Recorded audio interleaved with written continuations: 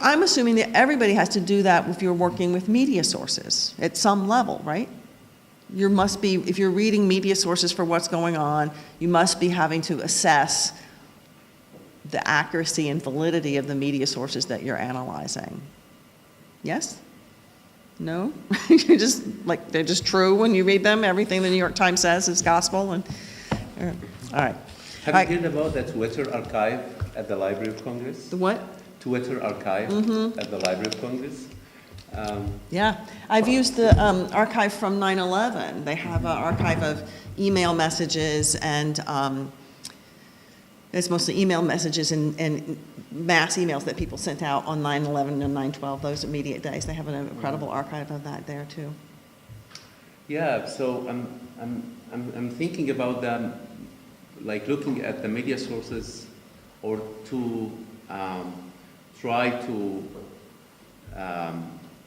test the reliability of the media sources when you are discussing a specific research question. Yeah. And the different contexts for this kind of reliability. I mean, the narrative might be different.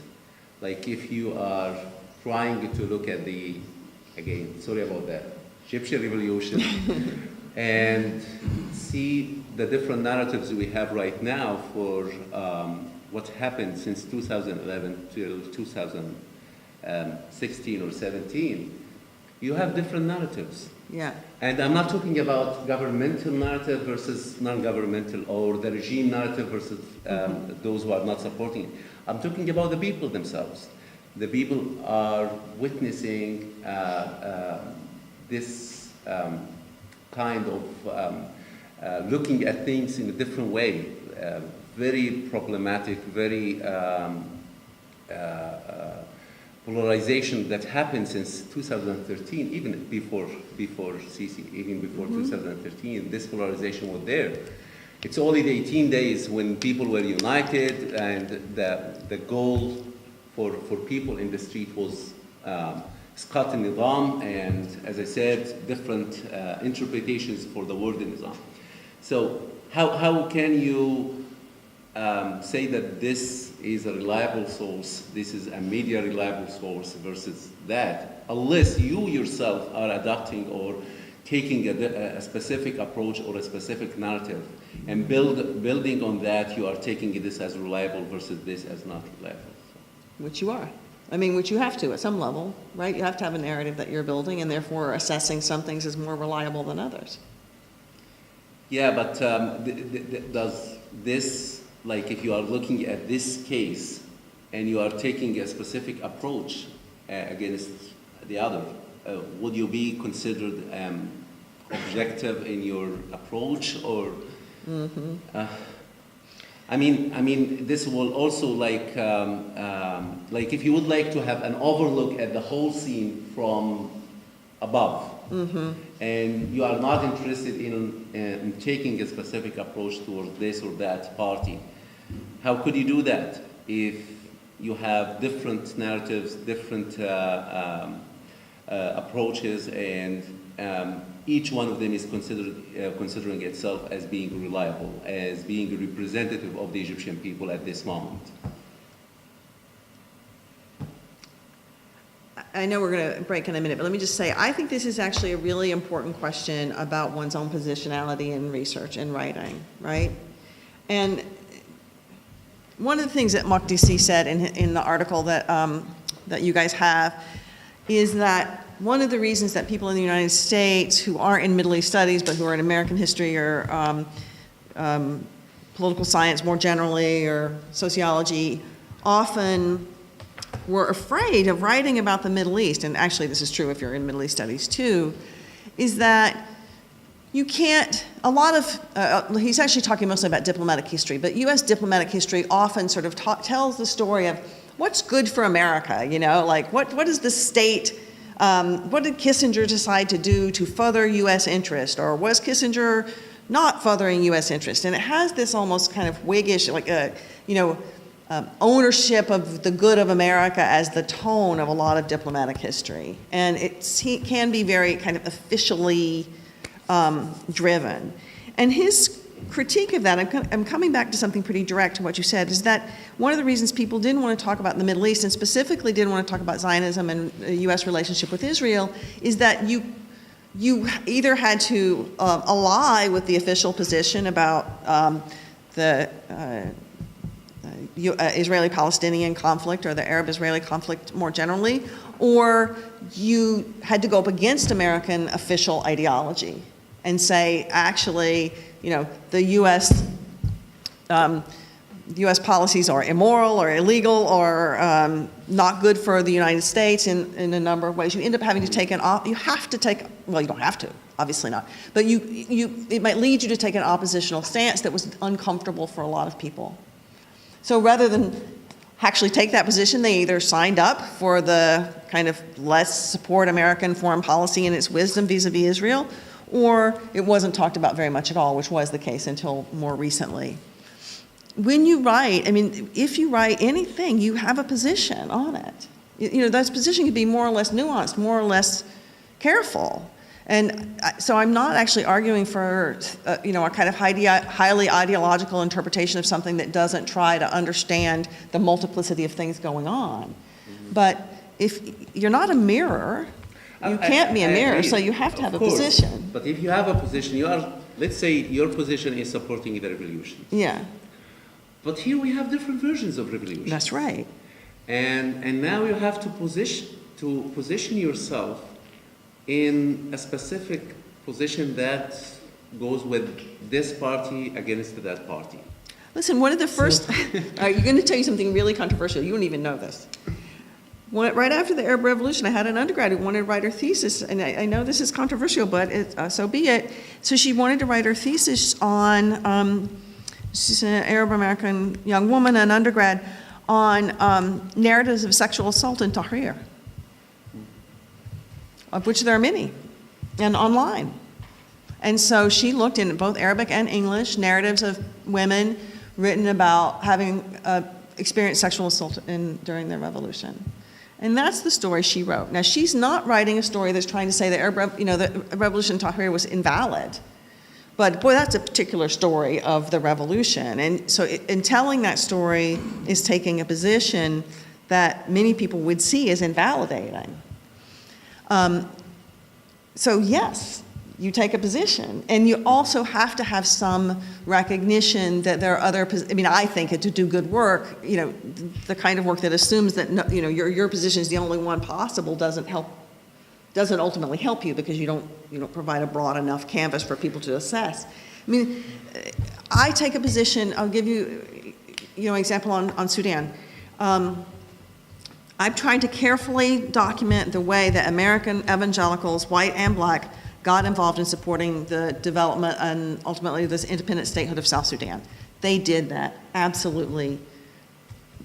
And for reasons that I can explain and try to show so I have the position. The reasons they did that were complicated. They were often genuinely concerned about racism in South Sudan. They were also concerned about other Christians and saw Southern Sudanese as other Christians. And that in so doing, they so misrepresented the issues in South Sudan that I don't put it quite this way, but I believe it's true that American evangelicals actually have some responsibility, some blood on their head about the stuff that is going on there now. A country that's literally tearing itself apart, in part because the people who so supported its independence couldn't even imagine that these wonderful black Christians would actually go up against each other. And that's a strong position to take on a very complicated issue, but there are many other positions to take, but there's no way to tell that story without having some position. So you have some position. The way you do a good job or not do a good job is allow people to understand what the other positions might be and to account for how those, somebody else might hold a view that is different than yours. So someone else can read my work, I think, and come to understand why someone would have strongly supported the independence of South Sudan as a highly moral position.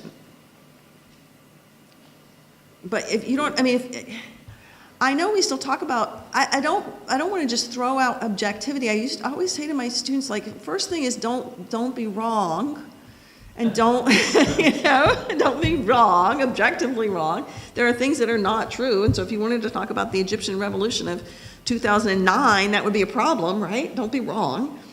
And if you tell a story that is so narrowly told that people can't imagine that what the alternatives are, then when they see an alternative story, it can break yours down entirely because you never accounted for or admitted that there were other stories to be told. So, yeah, there are a lot of different people who were involved in the revolution in the Egyptian revolution.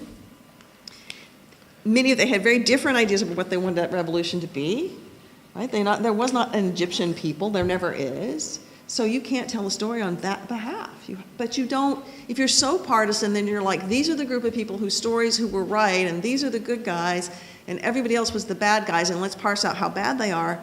You just become uninteresting, like, right? Within the context of conducting it, this will devour the time for the break, but what I mean, like if you are conducting an archival work, for example, and you are taking a position, taking an approach, and this approach at some point, it actually overlaps with the approach of the regime itself. Like right now we have revolutionary people who are supporting the regime, who are supporting the regime which is part or even worse in the eyes of some other people than the regime where the 2011 revolution was against.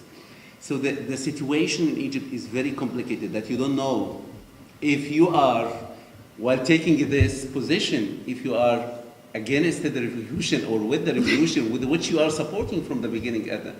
So it's very complicated in the Egyptian case. I'm not sure about other cases, but in the Egyptian case, right now, the polarization took us to the point that you are with and against the revolution at the same time. And if you take a specific narrative of certain party, you will actually lose many points in another narrative that you were supporting.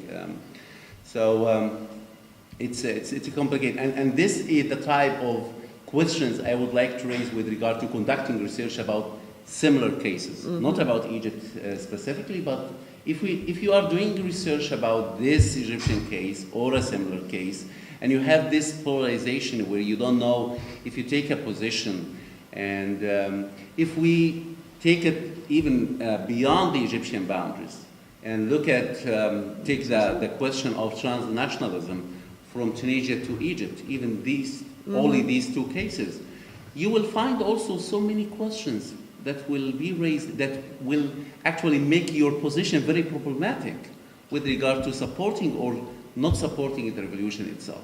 So, Seems like a good place to come back to.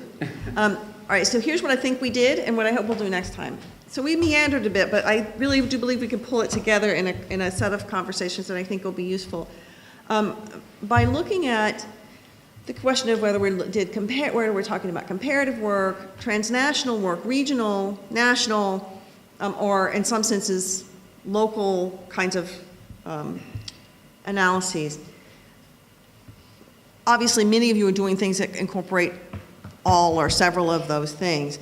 But while to do that, to be self-conscious about those distinctions, I think can be really helpful in making analysis that doesn't claim more than you actually have the basis to claim. I think it also might help for us we did talk a lot about methodology. I'd like to come back, Amal, I think that I'd like to come back to you too and talk a little bit more about questions of, some of the questions that Aid is raising about where we stand vis-a-vis our work. You know, where do we stand vis-a-vis the subjects that we're trying to analyze, and how do you take a position as you do your work that nonetheless does not compromise you as a serious scholar? Some of you are doing less overtly political things, but I think you probably end up having to take positions anyway that are important. And then I'd like to talk about two things more specifically when we come back, well, maybe three. I'd like to come back a little bit to using popular culture sources and what they tell us, but I'd also like to talk more about affect theory and how that is different than thinking about ideology. And I would like to talk to you a little bit more about Latour. Thank you so much, and we'll have a break for like 45 minutes, and then we come back to the same room. Thank you so much for being here.